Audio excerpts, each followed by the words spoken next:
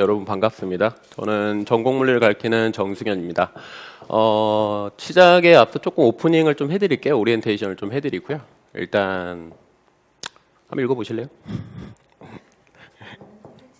네, 스스로 감동시킬 만한 노력이 주신다면 실패를 안 합니다. 여러분 목표는 뭐죠? 합격이죠. 네, 그래서 철저하게 시험을 물리를 잘한다기보다도 이게 되게 애매하거든요. 물리를 잘하는데 문제를 못 풀 수도 있어요. 그렇죠. 그래서 저는 시험을 잘 보게 해드릴 거예요. 알죠? 그래서 그러면 이제 여러분이 어떤 시험을 볼 때 어떻게 하면 시험을 잘 보지? 이라는 고민을 할 거 아니에요? 근데 사람들이 공부법이 달라져야 한다는 걸 많이 몰라요. 저는 그걸 빨리 체득을 했었거든요. 그래서 시험에 대해서는 실패해 본 적이 없어요. 그러면 어떤 사람들이 이렇게 말하겠죠. 너만 그런 거 아니냐? 당사자만 그런 거 아니냐? 쌤이 뭐 똑똑해서 그런 거 아니냐? 뭐 그냥 많이 노력해서 그런 거 아니라 가르치는 학생들 중에 이번 시험을 못하면 학교를 잘리는 애들도 있었어요.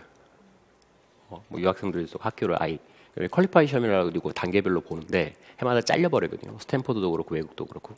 그래서 그런 학생들도 다 합격을 시키고 해서 지금까지 연락도 되고 하는데, 그래서 저는 제가 하는 방법에 대해서는 확신을 가지고 있어요.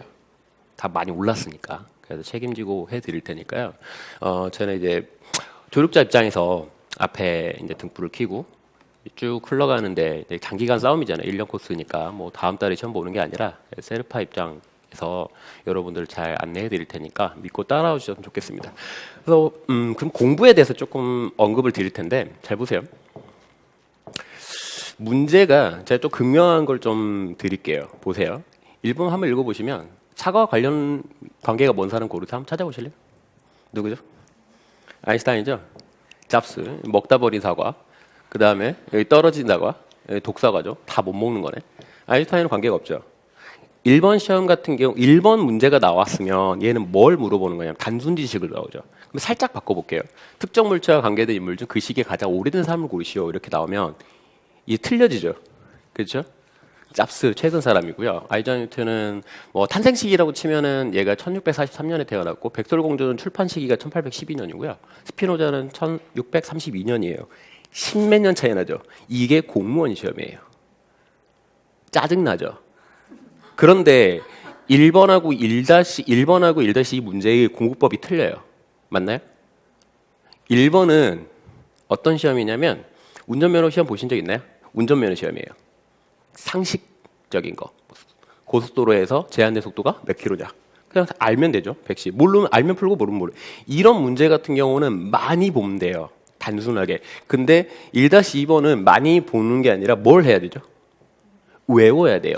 맞죠? 암기가 필요한. 그래서 공무원 시험이 짜증나는 것 중에 하나죠. 물론 이제 공무원 시험 중에 그 특정 시기에 뭐 국사라든지 한국사라든지 이렇게 한 문제가 나왔어요. 강사가 막 욕하던데. 이딴 식으로 되면 이게 웃기잖아요. 이 10년 차이 나잖아. 예? 그래. 근데 2번 같은 경우는 제가 이제 예전에 조교할 때 출제했던 대학교 중간고사 시험 문제거든요. 2번은 이제 얘기가 틀려지죠. 얘는 수학적인 백그라운드, 깊이가 물리적인 깊이가 있어야 되는데, 그럼 여러분이 한번 제한된 시간, 출제 입장에서 제한된 시간을 주면 몇 분 주실 것 같아요? 이런 문제는 분단위로 해봅시다. 1번 여기 첫 번째 거 1분? 다 30초. 그러니까 분단위로, 초 단위 말고 1분. 자, 이거는 1분, 2분? 네, 이거는 네, 5분. 아, 이거를 5분 안에 풀면 짱입니다. 한 15분에서 20분 정도 걸릴 거예요. 20분? 빨리 풀면 그 정도 걸릴 거고요. 임용 시험은 몇 분인지 아세요? 한 문제당? 네, 7분에서 많이 주면 8분이에요. 여기에 중간에 딱 껴있어요. 이 시간적인 거에 대해서 출제를 해요. 맞춰가지고. 어떻게 출제되냐면 단순 지식을 문제가 분단위 1, 2분 안짝이라면, 그리고 서술형, 뭐 증명 보여라, 그 다음에 어떤 게 수학적으로도 깊이가 있고 이런 시험들 같은 경우는 10분 단위가 넘어가요. 그래서 이것도 공부가 틀려요. 왜 그러냐면 1번 같은 경우는 만 문제도 볼 수 있어요. 그렇죠? 근데 2번 같은 경우는 만 문제 볼 수 있나요? 불가능해요. 왜?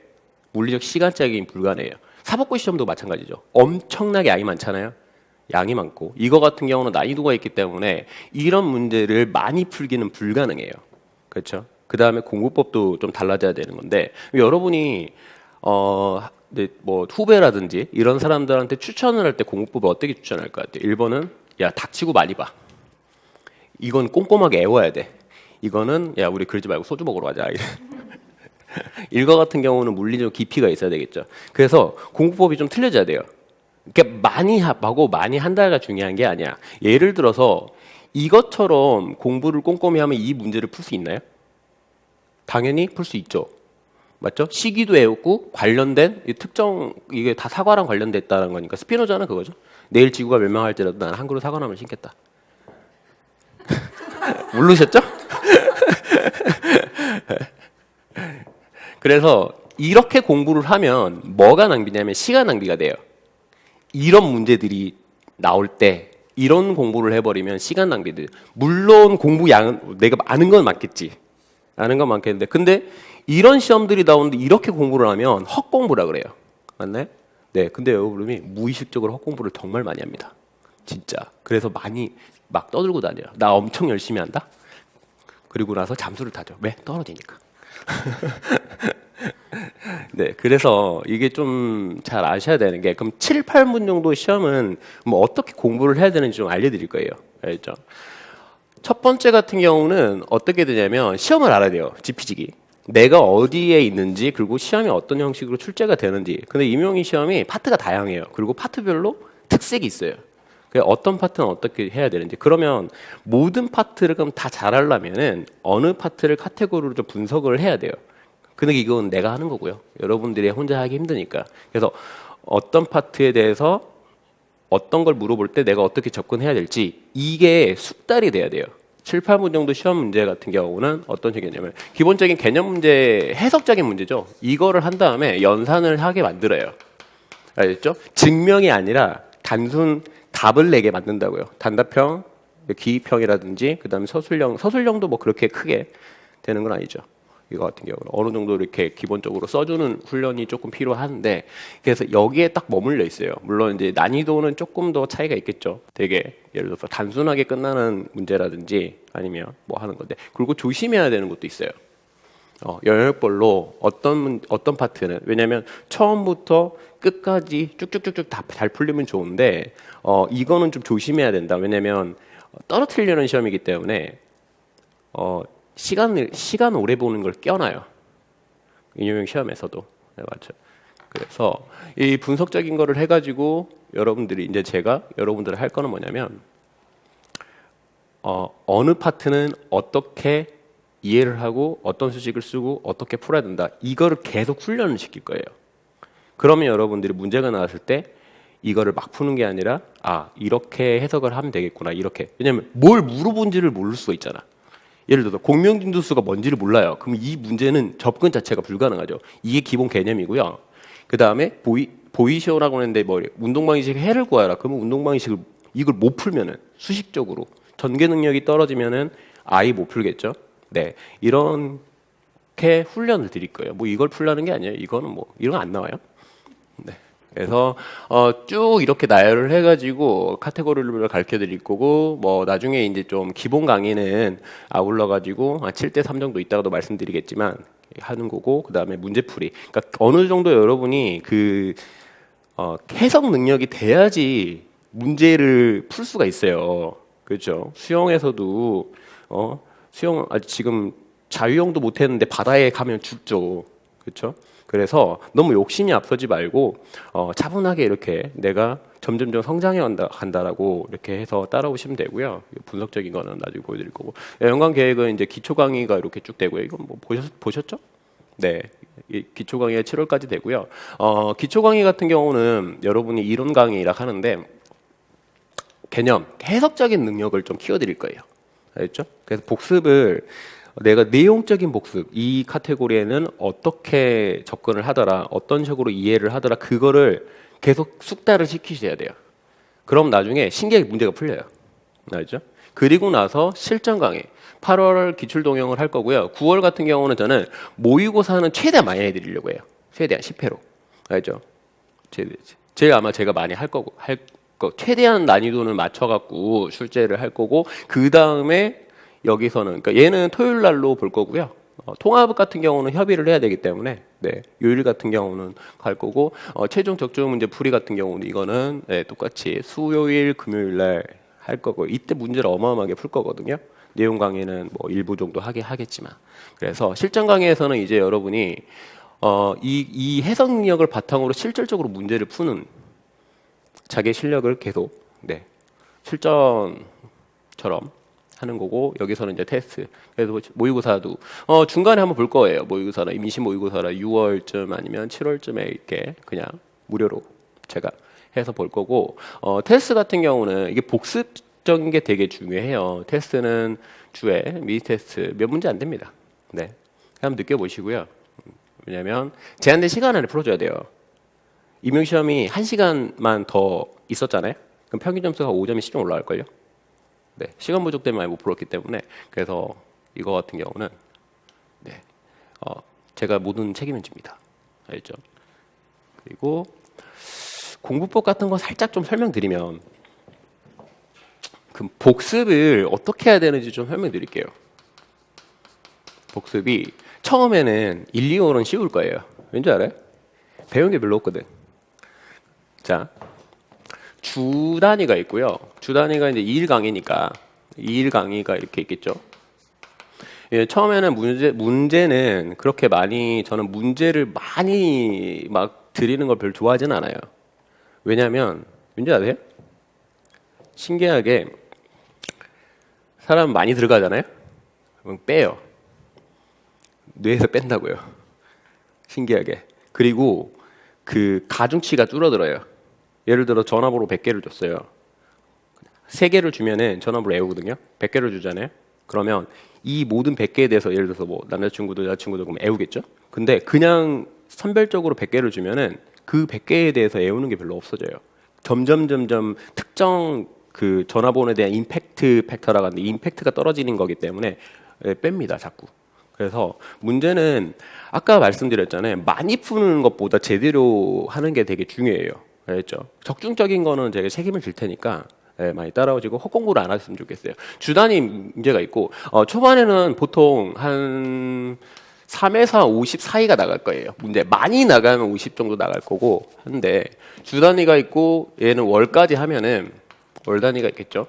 그러면 월을 합치면 이제 1월, 2월, 3, 4, 5, 6, 7이 있고요. 이론 강의가 끝나고 이때부터 8, 9, 10 이렇게 되겠죠. 11월 중간까지야, 초까지 모의고사까지 합치면 이렇게 될 텐데,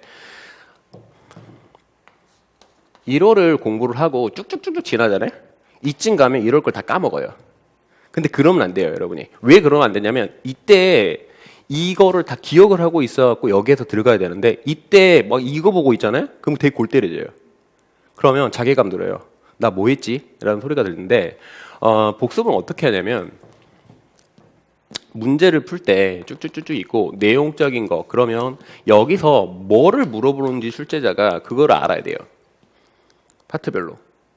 아, 이거는 나중에 여기 가면, 처음에는 배우니까 쉽죠. 왜? 1, 2차원 포물선 운동 배우는구나, 충돌 배우는구나, 뭐 배우는구나 이러면, 그러면 거기에 맞춰 풀면 되는데, 나중에 이제 문제가 섞여 나오잖아요. 그러면 이 파트는 어떻게 풀었지? 이렇게 생각하면 안 돼요. 그래서 뭘 알려드릴 거냐면, 이 파트는 무슨 파트야? 뭘 물어봐? 뭘 주로 물어보더라? 주로 물어보는 거. 그리고 이거는 어떻게 해결해야 돼? 이거를 머릿속에 집어 넣어드릴 거예요. 그러면 문제가 나오고 해석하고 바로 들어갈 수 있어요. 헤매는 게 아니라 이거 어떻게 해야지 한번 해볼까? 이게 아니라 바로바로 들어가고 풀 수 있어요. 그 다음에 뭐 최대한 빨리 푸는 거는 뭐 공식도 알려드릴 거고, 어떻게 뭐 주요 해야 되는 것도 알려드리고, 공식 같은 거 만들어 드릴 거고 할 건데, 그래서 이게 되게 중요해요. 여기를 순차적으로 하면은 되게 문제를 제대로 풀 수가 있어요. 그러니까 문제를 해석하는 데 시간이 걸리고 전개하는 데 시간이 걸리고 그게 5분 넘어가 버리잖아요. 그럼 되게 골 때려져요. 왜? 실수하면 다시 돌아가야 되잖아. 그러면 또 풀잖아요. 그럼 10분 넘어가. 7, 8분 안에 풀어줘야 되는데. 그렇죠? 네. 그래서 주 단위로 계속 이렇게, 그러니까 이런 형태를 계속 공부를 하시고 체크를 하세요. 어떤 문제는 잘 안 풀렸어. 아셨죠? 어떤 문제는 이거는 내가 좀 모르겠다. 잘 안 풀리더라. 그러면 안 보고 다시 풀으세요. 알겠죠? 백제. 그 다음에 또 모르겠어. 그럼 또 다시 푸세요. 그래서 복습 추천을 드리는 게 처음에는 좀 여유로우니까 한 5번 정도 추천드립니다. 그리고 나서 다 적어 놓으세요. 내가 이렇게 풀었다 하는 걸 다 적어 놓으시고요. 그러면 어떤 현상이 벌어지냐면 이럴 거를 처음 공부하는데 시간이 100이 들었다 갑시다. 이때 마지막에 1월 말 때 재복습을 하잖아요. 그럼 100이 안 들어요. 줄어요. 점점 줄어요. 한 50으로 줄고 그 다음에 또 복습을 하잖아요. 2월 것까지 하면서 1월을 계속 공부를 하시는 거예요. 내가 뭐 미니스테이트라든지 아니면 뭐 체크 조금 까다로웠던 거 체크 그 다음에 체크할 때 다시 만약에 내가 이걸 다시 풀어보려는데 무조건 백지 안 보고 풀어야 돼요. 깔끔하게. 그런데 풀렸는데 막혔어. 그러면 왜 막혔지? 이걸 다시 체크하는 거예요. 뭐 내용적인 게 까먹었으면 수식적으로 까먹었다 내용적으로 까먹었다 그러면 아니면 계산 실수를 했다. 내가 여기서 계산 실수를 하는구나. 그걸 알아야 돼요. 왜냐하면 똑같은 계산 실수를 언제 하는 줄 아세요? 긴장할 때예요. 언제? 시험 볼 때. 시험 볼 때 계산 실수 되게 많이 해요. 그래서 체크를 하시고 그러면 이쯤 되면 2월 것까지 하니까 점점점 학습량이 좀 늘어날 거예요. 그런데 복습을 하잖아요. 그러면 충분히 그래서 이거를 감안을 해가지고 이제 문제를 드리는 거예요. 내용적인 것도 마찬가지고. 그래서 점점점 하다 보면 이때 제대로 복습이 들었잖아요. 그러면 1월 거를 공부할 때 10밖에 안 들어요. 내가 계속 복습을 해온 게 내 기억의 잔상들이 많이 남아있기 때문에 줄어요. 점점. 아셨죠? 근해 공식 처음 풀 때 오래 걸리셨죠? 지금 풀려면 어떻게 해요? 껌이네 발로도 풀네 이렇게 되잖아요. 그 효과가 나요. 아셨나요? 그래서 이쯤 되면 이론적인 게 어느 정도 내가 이게 길이 보이기 시작을 하고 이때는 이제 문제를 난이도도 좀 다양하게 하고 최대한 시험의 능력에 그 출제에 맞는 올해 같은 경우는 시험이 어떻게 나왔냐면 거의 임용이 첫 번째 물어보고 두 번째를 물어보는데 첫 번째를 거 풀어야지 두 번째 걸 풀 수 있어요. 그런데 두 번째 거 난이도 측면에서 얘가 예를 들어서 난이도를 얘 중이라고 치면은 얘가 한 중상 정도 이렇게 나왔거든요. 그런데 올해는 어떻게 되냐면 얘가 중이잖아요. 그냥 하로 나와버렸어요. 그러니까 얘 풀면 얘는 땡큐. 그러니까 표준 편차가 나버려요. 이거를 푼 사람하고 이걸 안 푼 사람하고는 엄청나게 차이가 나죠. 그래. 그래서 이렇게 좀 출제자가 너무 이렇게 좀 다운그레이드 그러니까 서술형 비중이 늘어나니까 좀 다운그레이드 시키려고 하지 않았나 싶었는데 올해는 안 그럴 것 같습니다. 올해 같은 경우에는 출제 패턴은 뭐 거의 똑같이 반반 8개를 가져갈 것 같고요. 얘는 난이도 측면에서 그래서 복습을 잘 하셔야 돼요. 이게 쌓이고 그냥 얘 배웠으니까 지우고 이것만 한다. 그 다음에 이거 배웠으니까 지우고 그러면은 계속 그냥 공부만 해가는 거예요.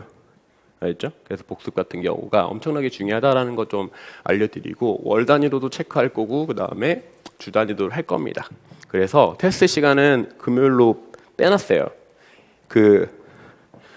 금요일에 2시부터 6시까지 수업이잖아요. 네, 혹시 이제 저녁 드시고 이후에 혹시 뭔 일이 있나요? 없으시죠? 네, 그래서 7시부터 9시까지 네 Q&A 플러스 테스트 주는 테스트를 볼 거고, 알겠죠? 이렇게 할 겁니다. 많이 물어보세요. 저 괴롭힌 만큼 여러분 성적이 올라가요. 알겠죠? 때리진 마시고 욕하지도 마시고요. 네. 자, 그래서 복습. 그다음 실패 용해 같은 거 한번 보셨으면은 내가 왜 실수했는지, 시간을 왜 보냈는지, 그 다음에 뭐가 부족했는지 그거를 좀 파악을 하세요. 좀 잔인하게, 알겠죠? 잔인하게 파악을 하셔가지고 자기를 알아야 돼요. 내가 뭐가 약한지. 모르겠으면 상담도 하시고. 네, 그래서 초수랑 연수랑 똑같습니다. 똑같아요, 진짜로 똑같고요. 테스트는 말씀드렸고 나중에 우수자는 제가 맛있는 걸 사드리겠습니다. 자, 그리고 스터디 같은 경우는 저는 저도 이제 대학교라든지 뭐 입시적인 걸 할 때도 스터디 같은 경우는 많이 하고도 그다음에 이렇게 해드리기도 했었는데 득하고 실이 공존을 해요. 이게 싸우기도 하고요.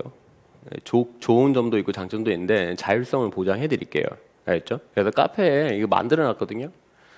익명으로 하면은 그게 그게 서로 소통이 될라나 모르겠네. 그래서 일단 익명으로 하지 않았는데 카페 같은 경우도 하셔도 되고 아니면 개인적으로 이렇게 하셔도 되고 나는 모르겠다 그러면 저한테 연락 주세요. 알죠? 저랑 하셔도 되고요.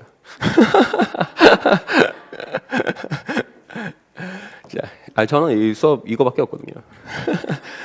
지금 대치도 빼고 여기 최대한 책임지려고. 개별 상담 같은 경우는 개의치 마시고요. 네, 언제든지 뭐 메일 주셔도 되고 수업 후에 하셔도 되고요. 금요일 활용해가지고. 네, 인강생들 같은 경우는 이제 뭐 메일이나 쪽지라든지 Q&A 많이 게시판 이용하세요. 네, 실시간으로 좀 답변 드릴 테니까 드시고 문자 뭐 전화 주셔도 되고요. 모의고사 같은 경우도 마찬가지고 얘는 예비는 한번 6월에서 7월 볼 거예요. 여러분 안 틀려. 테스트 겸 해서 못 봤다고 너무 상심하지 마세요. 실제 시험을 잘 봐야지. 네, 실전 6회 얘는 통합사회 통합 같은 경우는 전체 보는 거고 최대한 모의고사는 제가 자신 있게 말씀드리는 게 정말 실전처럼 내드릴게요. 그리고 적중하게끔. 네, 적중이 좀 빡센 게 이게 모니터링을 해요. 평가원에서 하는 거는 모든 학원에 다 개인 연락을 해서 자료를 요청할 권한이 있어요. 다 빼갑니다. 그래서 네, 적중이 빡센데 네, 그걸 요리조리 피해가지고 제가 올해는 더 적중도를 올리도록 하겠습니다. 네, 목표는 거의 다 100%인데 100% 항상 적중하려고 하는데 네, 일단 50%는 진짜 봤던 이게 진짜 본데서 많이 나왔구나 그런 현장감을 느끼게 할 테니까 하지만 본데서 나왔더라도 풀어야 돼요. 알죠? 본데서 나왔네? 틀렸어. 올해도 내가 그렇게 홀효과를 그렇게 강조해가지고 공개에서도 제가 아예 공짜로 알려드렸잖아요. 그걸 틀린 사람 있어. 너무 답답해요 그런 거 보면. 네? 맞으셨나요? 네? 틀렸어요? 내가 공개 특화 때 아예 대놓고 알려드렸는데. 네? 진짜 고민했거든요. 모 수강생은 하지 말라 그랬어요. 내가 돈 내고 하는데 돈 내고 듣는데 그거 알려주면 어떡하냐. 하지만 네, 홍익인간 정신으로 알려드렸는데 진짜 나왔죠. 둘 중에 하나 나올 것 같았는데 답안 작성 같은 경우는 이제는 습관 고치세요. 1년 정도 고칠 수 있어요. 한 문제 풀고 쓰세요. 모든 문제를 다 쓰고 푸는 거 리스크가 있어요. 알겠죠? 혹시 다 풀고 쓰신 분 있나요? 그래요? 고치세요. 왜냐하면 문제를 하나 풀잖아요. 쭉쭉 써요. 그리고 나서 쭉쭉쭉 쓰다 보고 긴장을 하다 보면 이 논리를 내가 푼 건데 내 논리를 헷갈릴 수가 있어요. 그리고 정말 최악인 거는 반이라든지 3분의 2 있었는데 시간이 없어. 그런 현상이 벌어지면 진짜 최악입니다. 그러니까 되게 조심하시고 제가 추천드리는 건 그거예요. 강요는 아니고요. 네, 반강요. 꼭 풀고 그냥 바로 쓰세요. 왜 그러냐면 기억의 잔상이 깔끔하게 남아 있어요. 그래서 바로 쓸 수가 있어요. 알겠죠? 네, 그래서 꼭 이거 추천드리고요. 그다음에 복습 많이 하시고 잘 따라오세요. 알겠죠? 그것만 하면 되고 모든 책임질 테니까 뭐 보셨을 텐데 저는 목표는 뭐냐면 일단 다 합격시키는 거. 다시 보지 말자예요. 저는. 그렇죠? 다시 보지 맙시다. 합격해서 가셔야지 왜 또 봅니까? 네. 그래서 일단 실전 능력 향상 시켜드릴 거예요. 실전 진짜 문제를 잘 풀 수 있는. 그리고 맥시멈입니다. 맥시멈. 저는 문제는 많으면 많을수록 공부에 방해가 된다고 생각을 해요. 근데 적으면 적을수록 문제가 있죠. 왜? 내가 안 본 데서 나올 수 있으니까. 이거는 뭐야? 내가 이거 겪어보지 않는 문제인데 이렇게 돼버릴 수가 있기 때문에 제가 생각했을 때 한 2,000에서 3,000 정도의 문제 정도가 된다면 이 정도 하면은 내가 최대한 적중을 거의 할 수 있겠다 싶었어요. 제가 생각을 했을 때 임용적인 문제, 뭐 상식 퀴즈라면 만 문제 넘어가겠죠. 그렇죠. 골든벨을 나간 다음에 한 2만 문제 드리겠죠. 근데 임용적인 시험이라든지 이쪽으로 하면은 3,000문제 정도 선에서는 충분히 해결할 수 있겠다. 왜냐면 이거를 1년이 52주거든요. 52주. 한 일주일에 한 50문제 정도는 소화할 수 있지 않을까. 그거에 대해서. 네. 그래서 이 정도 평균적인 이런 물리적인 실력이라면 이 정도 선에서는 네. 제가 이제 적중률 같은 거는 제가 보장해 드릴 테니까. 그리고 진짜 중요한 거죠. 실전에 가서 잘해요. 실전에서. 그래서 긴장을 하기 때문에 내가 평상시보다 능력치가 떨어져요. 그래서 내가 각인을 시켜줘야 돼요. 때릴 수는 없고 스파르타처럼. 네, 그래서 이렇게 진행을 할 테니까 믿고 따라와 주세요. 알겠죠? 네, 올해도 네 직강생 전원 1차 합격. 전년에도 그랬는데 2차도 다 합격하지 않을까 싶은데 5점 이상 더 넘었던데. 올해는 네, 커트라인 점수 10점 이상 받으시고요. 네, 평균 점수를 한번 올려봅시다. 네, 그래서 네, 일단 당부 말씀 같은 경우는 이거 하고 이제 바로 수업 들어갈 텐데 잠 푹 자세요. 알죠?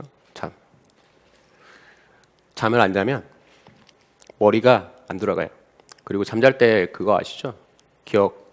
기억세포 활성화돼 가지고 오래 장기 기억으로 가는 거. 잠 푹 자시고요. 정리는 습관을 해놓으세요. 내가 푼 거는 꼭 정리해 놓으세요. 저도 대학교 때 제가 연장 아직도 가지고 있거든요. 그래서 가끔 봐요. 아, 내가 이렇게 풀었구나. 그래서 이렇게 참고도 하고요. 이만큼 있거든요. 다 있어요. 정리 습관을 해놓으시고 안 보고 푸세요. 안 보고. 알죠? 안 보고 반복 학습하면 손과 머리라고 그랬는데 이제 뭐 강의 예전에 한번 설명해 들으셨으면 알겠는데 사람이 좀 간사해요. 공부할 때. 보고 하면 제가 말씀드렸잖아요. 노래방 가사 보고 하면 내가 안다고 생각하죠. 가사를 딱 가리는 순간 어떻게 되죠? 몰라요. 맞죠? 몰라. 근데 긴장을 해버리면 이때 실질적으로 정말 최악의 경우가 있기 때문에 반복 손과 머리가 만나는 시점 같은 경우 제가 볼 땐 그래요. 안 보고 한 5번 이상 풀어보면 그걸 계속 반복하다 보면은 실전에서 강해져요. 이게 실전에서 공식 같은 경우도 주구장창 외우시고요. 여러분도 뭐 근해 공식도 틀리고 그 다음에 구구단도 틀리시죠? 13 곱하기 7? 자, 리허설과 라이브는 다르니까 진짜 실전에서 가려면 네, 반복 학습 많이 하시고요. 물어보세요. 알죠? 누구한테든 그냥 꿍꿍대지 마시고. 왜냐하면 내가 실질적으로 A에서 B까지 가는데 이렇게 가는 방법이 있고 이렇게 가는 방법이 있고 이렇게 가는 방법이 있어요. 그런데 내가 이렇게 갔어. 좋아해요. 내가 풀었구나. 그럼 이렇게 하면은 안 좋아요. 왜 안 좋죠? 오래 걸리니까. 제한된 시간이 있으니까 오래 걸리니까. 그래서 올해 탄성충돌 같은 문제도 아예 공식을 알려드렸죠. 그래서 제 수업 들었던 사람들은 다 1, 2분에 풀었어요. 왜? 그 공식 쓰고 넘어갔잖아. 아마 기출 강의 설명해 주신 분들은 다 연립해서 풀걸? 대부분. 반발 개수 해가지고. 그쵸? 이거 반발 개수 실시간에 제 강의 들었던 사람들은 답 쓰고 넘어갔다니까요. 거기서 차이가 나거든. 왜냐면 한 문제당 30초씩 아끼잖아요. 그러면 10문제면 벌써 300초예요. 5분 차이가 난다고. 그렇죠? 한두 문제 차이가 나버려요. 그래서 이렇게 다이렉트로 푸는 법을 좀 알려드릴 거예요. 그러니까 고집 부리지 마세요. 알았죠? 나는 무조건 이렇게 풀 거야. 이렇게 하시면 안 돼요. 알았죠? 많이 물어보시고, 왜냐하면 자기가 혹시 잘못된 걸로 접근할 수도 있으니까, 예, 답변, 뭐 언제든지 물어보세요. 수업 중간에 물어보셔도 되고, 끝나고 물어보셔도 되고, 알겠죠? 네, 언제 뭐 라이브로 답변해 드릴 테니까. 그래서 이거 같은 경우는, 네, 제 공부할 때 항상 이런 마음가짐으로 했었는데, 여러분도, 부지런해지시고요. 주의사항 같은 경우는 아까 말씀드렸잖아요. 제가 그 임용에 맞는 공부를 해야 되는데 그냥 문제를 많이 푼다고 좋은 게 아니거든. 알겠죠? 문제를 많이 푼다고 좋은 게 아니에요. 역효과 날 수 있기 때문에 맹목적 학습 피하시고 카테고리 학습. 그러니까 이 파트에서는 어떤 걸 많이 물어보더라. 어떻게 접근을 해야 되겠다. 이런 거를 좀 학습을 하셔야 돼요. 그러면 정말 빨리 늘어나요. 그런 똑같죠. 배드민턴하고 테니스랑 다르잖아요. 그렇죠? 네. 라켓 쓰는 거 똑같다 그래서 열심히 배드민턴 연습했는데 내일 테니스 치러 가자고 하면 골 때려지겠죠? 그거랑 똑같거든요. 그래서 무조건적으로 학습 좋은 건 아니고 남의 패턴 따라하지 마세요. 나는 일주일에 예를 들어서 소화하는 게 20문제밖에 안 돼. 근데 어떤 사람은 막 친구는 50문제 해야 돼요. 와, 그럼 내가 공부가 부족하나? 자기 패턴에 가야 돼요. 나중에 어차피 똑같아져요. 이렇게 가냐? 아니면 애초에 실력이 어느 정도 있어갖고 이렇게 가냐 이 차이일 뿐이지 어차피 나중에 만나게 돼 있어요. 알겠죠? 그래서 너무 초반에 욕심 부리지 마세요. 그러면 기억력이 떨어집니다. 기억력이. 아시죠? 네. 그래서 꼭 명심하시고요. 상담도 많이 하세요. 알겠죠? 많이 물어보시고요. 자, 그러면 내용 강의를 시작을 하겠습니다. 강의 기획 같은 경우는 처음에 1, 2차원 운동인데 1, 2차원 운동 같은 경우는 어떻게 되냐면 1차원은 그냥 뭐 운동 법칙이란 충돌하는데 이런 데서 다 쓰여요. 1차원적인 베이스 같은 경우는 2차원은 되게 조심하셔야 되는 게 2차원은 포물선이 나오는데 제가 포물선 문제 같은 경우는 그 파트별로 나눠서 해드릴 거예요. 그래서 기계적 공식이라 하는 게 이런 스타일의 문제는 이렇게 접근해라. 그러니까 정보가 주어져요. 그래서 그거를 받아들여가지고 내가 그러면 이렇게 풀었었지. 그렇게 해야지 그냥 포물선 문제를 나열해가지고 쭉 푸는 게 아니에요. 문제를 이렇게 카테고리적으로 선별해가지고 A의 뉘앙스가 나온 문제는 이렇게 풀고 B의 뉘앙스가 나온 문제 이렇게 풀고 C. 그러면 어떻게 되면 남들보다 훨씬 접근이 빨라요. 올바른 접근. 그러니까 길을 헤매지가 않는다고요. 이렇게 갔다가 저렇게 가봤다가 이렇게 가는 게 아니라 그냥 한 길로 쭉 갈 수가 있어요.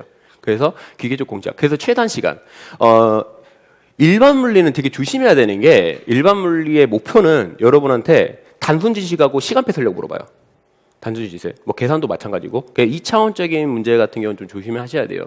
그래서 항상 학생들한테 그랬는데 2차원 충돌, 포물선 나중에 풀라고. 네, 거기서 좀 시간 보내면 안 돼요. 알죠? 그래서 이게 목표고요. 역학 같은 경우 이게 기본. 나중에 이제 뭐 전자기 같은 경우는 이렇게 전자기 쪽으로 아예 뺐고요. 그쪽으로 시간적으로 충분하니까 일반 물리는 이런 식으로 해드릴 거예요. 그래서 파트별로 다 나눠놨어요. 운동 법칙. 예를 들어 충돌은 어떻게 접근해야 돼. 충돌도 1차원하고 2차원하고 하늘과 땅 차이거든요. 이 접근 방식이 틀려요. 알죠? 그래서 원운동도 마찬가지고 회전 파트는 어떻게 접근해야 되느냐. 그래서 이런 식으로 쭉 순차적으로 나갈 거고요. 올해 기하강학도 렌즈가 나와가지고 이제 렌즈가 또 나올 수도 있긴 한데 기하강학도 착실히 잘 해드릴 거고 파동도 마찬가지고요. 그래서 기본 개념 정리 잘 해놓으시고 자꾸 자기 걸로 소화하셔야 돼요. 그래서 이거 어떻게 접근하는구나. 그럼 내가 어떤 식으로 풀었구나. 그래서 문제를 많이 복습하세요. 알겠죠? 많이 푼다고? 많이 푸는 게 좋은 게 아니에요. 제대로 풀어야지. 아셨나요? 네. 그러면 문제는 PPT로 띄워드릴 거예요. 문제는 PPT로 띄워드리고 내용 강의 같은 경우는 프린트 참고하시면 돼요. 인강생들도 프린트 해가지고 참고하시면 되고요. 자, 첫 페이지 펴보실래요? 1차원부터 차분하게 나갈 테니까. 처음에는 이제 단위 같은 경우인데 단위 같은 경우는 혹시 단위 안 쓰신 분 있나요? 답에서? 단위 안 쓰면 되게 조심하셔야 돼요. 네, 부분 점수 까일 수도 있습니다. 왜냐하면 물리는 이게 아니에요. 1km, 1m 단위가 되게 중요하거든요. 그 다음에 이 단위를 은근히 뭐 무시하시는 분들도 있는데 실질적으로 어떤 문제 같은 경우는 예를 들어서 모든 수치가 미터로 나와 있는데 갑자기 답에서 킬로미터로 물어보는 경우도 있고요. 알겠죠? 단위 같은 건 되게 조심하셔야 됩니다. 꼭 단위는 쓰세요. 알겠죠? 답. 그러니까 수치로 할 때 답을 쓰셔야 돼요. 단위. 습관 잘 들으시고요. 그다음에 우리가 이제 벡터 베이스 위에서 해요. 1차원, 2차원, 3차원까지 하는데 거의 3차원 같은 경우는 잘 안 나오고 3차원 같은 경우는 거의 3차원을 가장한 2차원 운동이죠. 뭐 어느 정도 마찬가지고. 네. 그래서 여러분이 스칼라나 벡터에 대해서 조금 약간 모르시는 것 같더라고요. 무의식적으로 하는 것 같은데 이거 스칼라 벡터적으로 좀 해드릴게요. 이게 되게 중요하거든요. 아마 정의를 제가 아는 사람 못 봤어요. 이게 물리적 정의만 알고 있고 수학적 정의를 모르더라고요.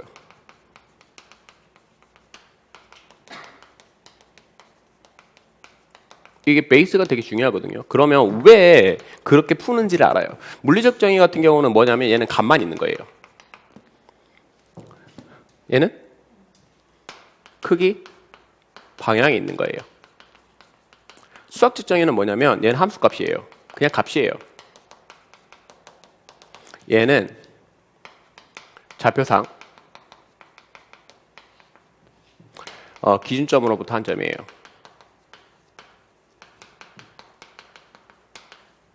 특정한 점이 이렇게 돼요. 아셨네? 그래서 우리가 길 물어볼 때 뭐 강남 같은 경우는 계획도시라 잘 돼 있잖아요. 여기서 누가 길을 물어봤는데 여기를 간대요. 여기가 100m씩 떨어져 있어.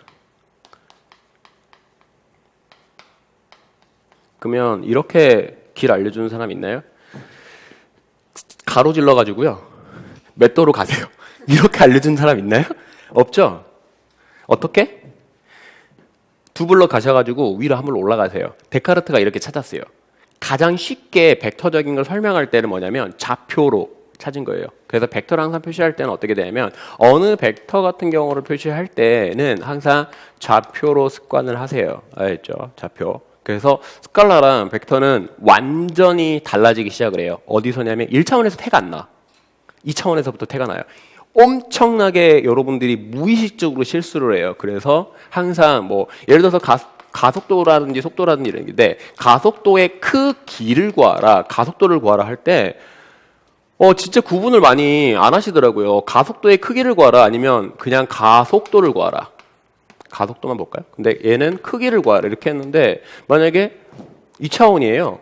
그러면 예를 들어서 가속도가 크기가 5m/s의 제곱이 나왔어. 그렇죠? 근데 x축으로 3m/s의 제곱이고 y축으로 4m/s의 제곱인데 여러분들 가속도를 구하라고 하면 뭐 쓰냐면 이거 써버려요. 이거 쓴다고요. 왜? 벡터에 대한 무의식적인 개념이 형성되지 않았어. 그냥 크기만 써요. 그러면 점수가 탁탁탁탁 깎여버립니다. 알겠죠? 엄청나게 가속도 이 벡터는 되게 중요한 게 방향을 그러니까 가장 효율적으로 크기 방향을 표현하는 게 좌표예요. 데카르트가 만든. 그래서 데카르트 좌표기라 하죠. 카텐수 좌표기라 하기도 하고 직교 좌표기도 하고 데카르트가 이렇게 만들어놨고요. 이제 이게 표현하기 힘드니까 나중에 회전 파트에서 이제 구면 좌표기도 있고 뭐 극 좌표기도 있고 하는데 항상 구분을 하셔야 돼요. 알죠? 크기 물어보면 크기를 쓰시면 되고 그냥 만약에 가속도를 물어보면 꼭 크기 방향을 써야 돼요. 알겠죠? 아셨나요? 크기 써주고 방향 써주셔야 돼요. 크기 써주시고. 근데 이게 가장 표현하기 쉬운 게 좌표예요. 이걸 습관을 들어야 돼요. 알겠죠? 안 들으면 되게 고생해요. 나중에. 이 베이스거든요. 기본. 그래서 꼭 벡터는 습관을 하시고요. 그다음 벡터 동등성 같은 경우는 뭐 안 할게요. 여러분은 벡터는 어느 정도 알고 계시죠? 얘 같은 경우는. 네. 그래서 벡터 같은 경우는 점이 몇 개 필요하죠?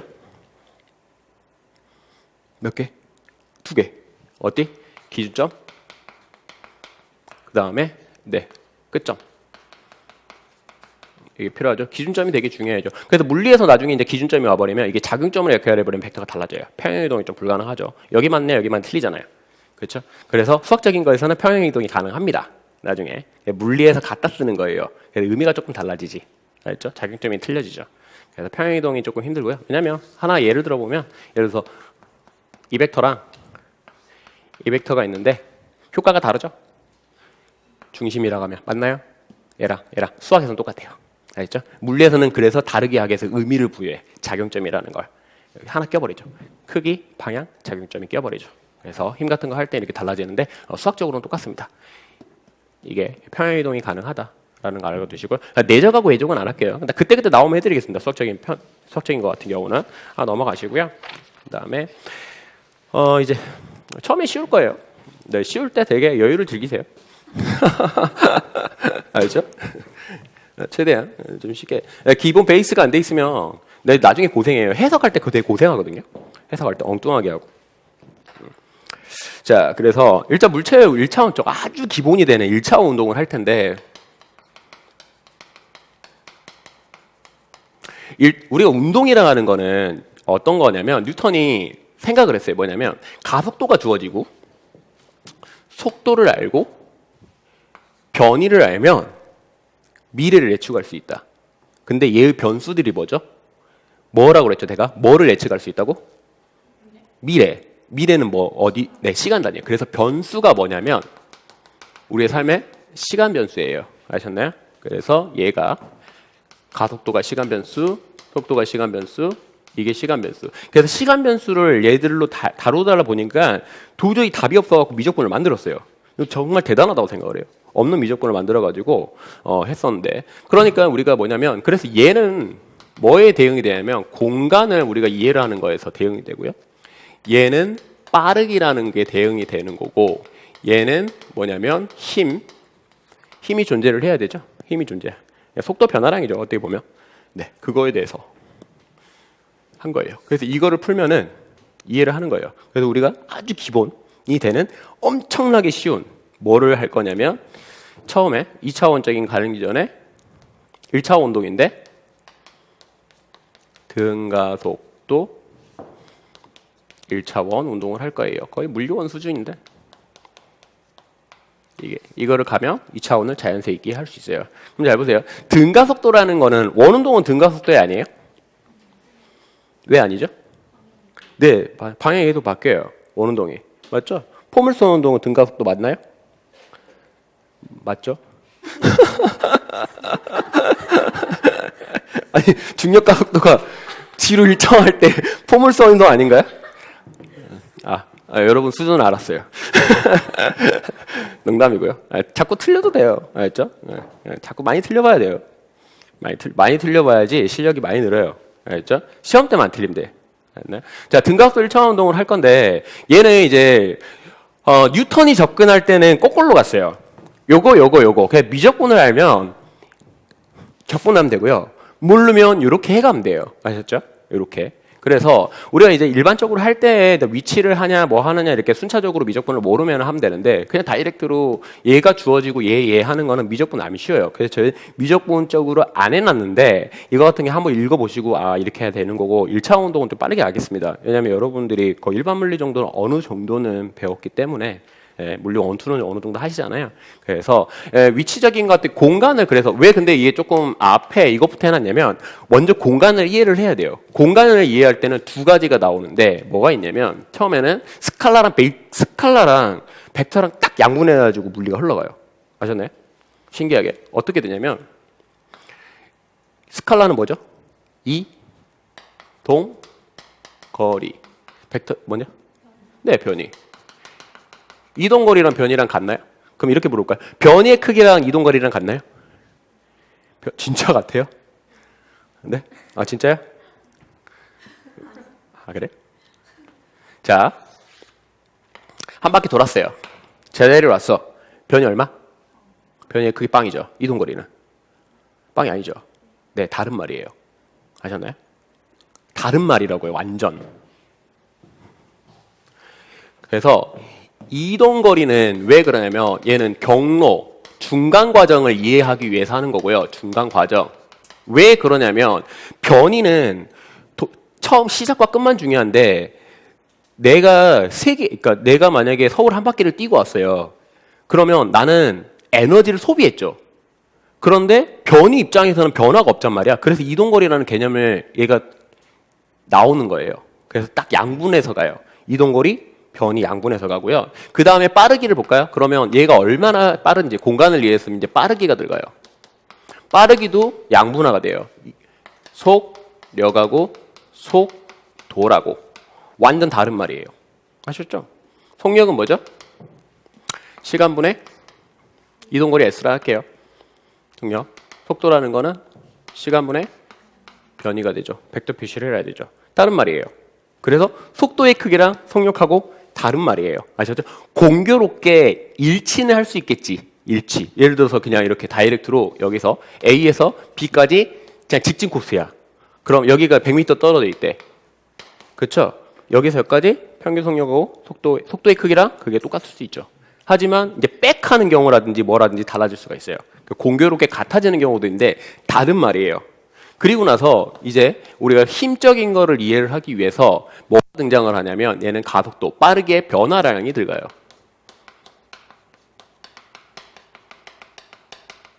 알겠죠? 빠르게 변화량 같은 경우는 얘는 가속도라 엑셀레이션 하죠. 벡터예요, 벡터. 아셨죠? 그런데 웃긴 게, 여러분 물리 교과서에 가속력이라는 거 본 적 있으신가요? 없죠? 가속도는 있죠. 왜 가속력이 없는지 이해 가세요? 신기하게 모든 교과서에 이게 없어요. 가속력이라는 말이 단 한마디도 없어요. 무조건 가속도만 있어요. 왜 그러냐면 우리는 물리를 어디서부터 이해를 하냐면 모든 물리는 이거를 이해하기 위해서 뉴턴이 얘를 꺼내들었어. 그런데 잘 보세요. 얘를 이해하기 위해서 얘가 필요하죠. 그렇죠? 그러면 가속력이라는 게 필요가 있어요? 없죠. 네. 그래서 궁극적인 목표는 얘 이해하기 위해서 했기 때문에 가속력이라는 게 없어요. 그냥 가속도만 이해하시면 돼요. 아셨나요? 네. 그래서 가속도. 얘 같은 경우는 속도의 변화량이죠. 네, t분의 얘는 델타 V로 이렇게 쓰셔도 되고요. 미분으로 쓴 다음에 dt분의 dv 이렇게 쓰시면 되겠죠. 아셨죠? 네. 이게 기본이에요. 아셨나요? 기본. 네. 그래서 가속력이라는 거는 안 배웁니다. 아셨나요? 의미가 없어요. 예. 이거를. 네. 결국은 힘을 이해를 하려고 하는 거고 이렇게 순차적으로 나오는 겁니다. 그래서 그냥 만약에 이제 등가속도 할 때 적분을 쓸게요. 아셨죠? 적분 하실 줄 알잖아요. 네. 그래서 1차 운동에서는 이제 어떻게 되냐면, 자, 등가속도로 했죠. 그래서 공간, 속력 이런 거를 쭉쭉쭉 해가지고, 앞에는 뭐 친절하게 뭐 이렇게 위치 변이 이렇게 나왔는데, 네, 그거는 한번 읽어는 보시고요. 조금 친절하게 해드렸으니까, 네. 일단 속력 같은 거 잠깐 하고 넘어갈게요. 알겠죠? 얘는 1차 운동에 대해서 가속도로 끊어게 되네. 속력 같은 경우는 속력이라는 거는 잘 안 물어봐요. 속력이라는 거. 뭘 많이 물어보면 속도를 많이 물어보는데, 속도 같은 경우는 몇 가지 개념이 있냐면요. 첫 번째는 평균 속도가 있고요. 두 번째는 순간 속도가 있고요. 세 번째는 뭔지 아시나요? 혹시? 여러분이 싫어하는 거? 상대 속도가 있어요. 얘는 고존역학적인데 평균 속도라는 건 시간이 그 간격이 있을 때, 시간 간격이 있을 때. 그래서 팁을 이렇게 쓰죠. 델타 t분의 델타 v로 많이 씁니다. 벡터 표시해야 되겠죠. 평균 속도니까. 그리고 순간 속도라는 건 아주 짧은 특정한 시간일 때. 예를 들어서 미분으로 하면 이렇게 쓸 수 있고, 아니면 함수 자체로 하면 그냥 vt일 때, 이렇게 특정 시간일 때. 알겠죠? 특정 시간일 때. 뭐 적분해가지고 나중에 이거 이끌어낼 수 있죠. 그래서 평균하고 순간하고 달라요. 근데 많이 물어보는 게 뭐냐면, 여러분들이 싫어하는 게 상대 속도를 많이 물어봐요. 알겠죠? 근데 상대 속도에서 정말 조심해야 되는 게 있어요. 방향성을 많이 실수를 해요. 상대 속도 할 때는. 그래서 얘는 상대 속도 같은 경우는 v 상대라는 거. 얘는 대상에서 관측자를 빼야 돼요. 쳐다보는 사람. 그리고 정말 조심하셔야 되는 게, 이게 벡터예요, 벡터. 진짜 조심하세요, 벡터. 이거 많이 실수해요. 보면 어떻게 물어버리냐면, 상대 속도의 크기를 구하시오 이렇게 해요. 그러면 만약에 얘가 마이너스 3이야. 얘가 마이너스 2야. 그러면 플러스 3이라고 합시다. 이거 뺀 사람이 있어요.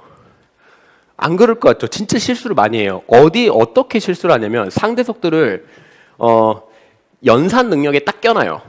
그러면은 푸는데 급급하니까 계산 실수를 해. 그래서 여러분들이 뭐라 그래 버리냐면, 나 계산 실수했어 라고 변명을 하는데 계산 실수가 아니에요. 이건 뭐냐면 평소에 개념이 부족해서 그래요. 상대 속도라는 거는 이 부호적인 거를 엄청나게 방향적인 걸 조심해야 되는데, 내가 방향을 잘못 생각하는구나. 실질적으로 많이 그래요. 예를 들어서 보면 이렇게 원운동이 이렇게 돌아요. 그러면 이 방향이 있고 이 방향이 이렇게 있잖아요. 그러면 자 5m/s로 돕니다. 얘의 상대 속도가 얼마입니까? 얘 5m 이렇게 써요. 그래서 0이네요. 엄청나게 많이 하는 짓이에요. 그쵸? 네, 이렇게 안 하죠. x축 y축 잡아갖고 이거는 0,5네. 이거는 0,-5네. 이렇게 안 하시죠? 많이들. 네. 그래서 벡터의 그 기본적인 이해가 바탕이 되면은 왜냐면 상대 속도 지금부터 항상 명심하세요. 상대 속도라는 멘트가 딱 등장하는 순간에는 무조건 벡터적으로 이해를 해야 돼요. 좌표적으로 이해를 하세요. 좌표적으로. 그러면 엄청 편해요. 안 틀려요, 잘. 여러분들이 상대 속도를 할 때는 그냥 이렇게 이 수식적으로 이것만 기억을 하기 때문에 뭐냐면 자꾸 실수를 하는 거예요. 알겠죠? 그 밑밥을 먼저 깔고 시작하는 거예요, 여러분들이. 나는 실수할 여력을 남겨두는 거야, 이렇게. 항상 명심하세요. 상대 속도라는 거는 뭐냐면 안 틀리려면 얘는 좌표. 그러니까 벡터로 이해하시라고요. 벡터로 항상 계산을 하세요. 그러면 안 틀려요. 진짜로. 아예 틀릴 여지를 안 둬요. 알겠죠? 벡터 이렇게 2차원적인 걸로 해가지고 설마 이거 빼는데 실수하지 않으시겠죠? 네, 그래서 크게 하시면 되죠. 크기. 아이쿠. 네, 그래서 여지를 안 두는 게 중요해요. 왜냐하면 저도 여러분하고 똑같이 되게 고민을 많이 했어요. 어떻게 하면 시험에서 실수를 안 할까? 어떻게 하면 시험에 실수를 안 할까? 알죠? 실수가 너무 치명적이잖아. 그쵸? 실수. 아니 이명 이 커트라인에 몰려있는 점수대에서 실수도 엄청 치명적이란 말이에요. 4점 다 날아가 버리면. 맞죠? 남이 실수를 해주면 좋은데 내가 실수하면 안 돼. 네? 네. 남이 실수하고 내가 맞으면 8점 차이 나잖아요. 4점짜리면. 네. 내가 실수하고 거꾸로 뒤집어지면 안 되니까 그래서 꼭 이렇게 이해하시고 그러니까 실수를 할 수 있는 거는 좀 잘 알려드릴 거예요. 애우세요. 이거를 체득을 해야 돼. 그리고 틀려보세요. 그리고 이걸 꼭 다시 보고 아 내가 왜 틀렸지? 그러니까 왜 틀렸지를 계산 실수에 대해서 치부하지면 안 돼요. 이 근본적인 이유를 알아야 돼요. 이거는 계산 실수가 아니에요. 상대 속도를 실수하는 거 계산 실수가 아니에요. 그럼 계산 실수를 안 하는 방법을 찾아야죠. 계산 실수가 아니라 개념적인 이해 부족이에요. 그래서 아까 그 벡터를 조금 알려드린 것 중에 하나예요. 이게 출제자가 잘 알아요. 뭐를 실수할 건지 잘 알아요. 그래서 꼭 그렇게 돼. 그러니까 뭐를 얘들이 부족할기 때문에 지들이 해봤거든. 공부를 정말 많이 한 사람이에요. 출제자들이 다 교수란 말이야. 얼마나 그 당시에 난다 긴다 한 사람들이겠어요. 공부를 많이 한 사람들이기 때문에 이거 잘 알기 때문에 잘 알아두세요. 상대 속도 같은 경우는 아셨죠? 그 다음 넘겨보시고요. 6페이지 갈게요. 상대 속도 6페이지 하고 있어요 지금. 아셨죠? 네, 만약에 내가 이걸 하고 있는데 뭐 페이지 없잖아요? 그러면 아 내가 잘못 보고 있구나 싶으면 돼요. 알죠? 네, 이게 있습니다. 웬만하면 필기는 필요한 것만 하시고요. 네, 대부분 친절하게 다 필기는 해드릴 테니까 왜 이게 없지라고 하면은 네, 아 내가 잘못 피고 있구나라고 생각하시면 됩니다. 아셨죠?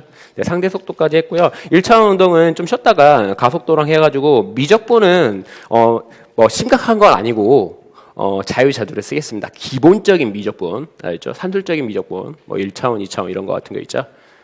네, 그거 같은 경우 잘 쓸 테니까 잘 알아두시고요. 네, 좀 쉬었다 갈게요.